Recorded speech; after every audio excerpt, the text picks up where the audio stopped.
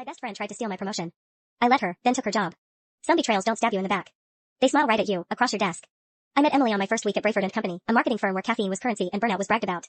She was sunshine in heels, loud, confident, always laughing. I was quieter, the type who double-checked everything before hitting send. Opposites, but somehow we clicked. She called me her work wife. We did everything together, lunch breaks, late nights, mutual venting about the boss. She'd say, "We're unstoppable, babe.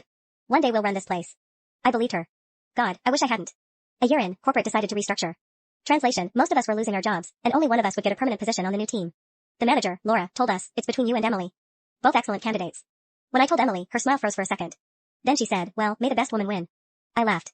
She didn't. That should have been my first red flag. The next few weeks turned weird. Files I'd spent hours preparing went missing from shared drives.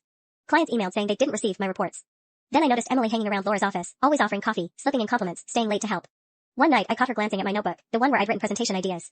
She smiled innocently. Just curious what brilliance looks like. I should have locked that notebook.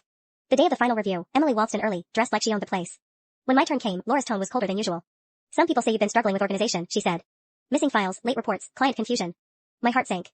Emily's sabotage had worked. I tried to explain, but Laura had already made up her mind. That evening, the email came in. "We are thrilled to offer the permanent position to Emily Parker. Thank you, Anna, for your contributions." My chest tightened. I congratulated her anyway, because that's what decent people do. She hugged me, and whispered, "I told you the best woman would win." It was a dagger in a velvet sheath. For months, I stayed on contract while she enjoyed her shiny new title. She'd still message me for help with reports or ask to borrow my ideas for her client pitches. I said yes, every single time. Because I wanted her to feel safe. Because I wanted her to believe she'd really won. Then one evening, she forgot to log out of her computer before leaving. I was cleaning up the shared desk area when her inbox popped open. A draft email to Laura caught my eye.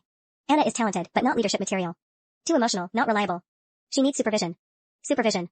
That's what she thought of me, after stealing my work, my promotion, my credit. I closed the laptop. And that's when I stopped being her friend. I became her replacement. I spent the next 6 months collecting proof. Every client complaint she hid, every missed deadline she blamed on system errors, every task she quietly forwarded to me.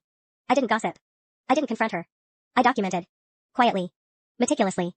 Then one morning, news spread, Laura was being promoted to regional director. Her position would be opening up. And guess who was already gunning for it? Emily.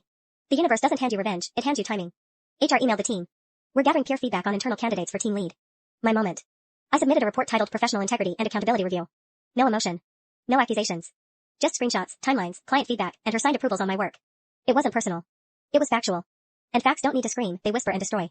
2 days later, her desk was empty.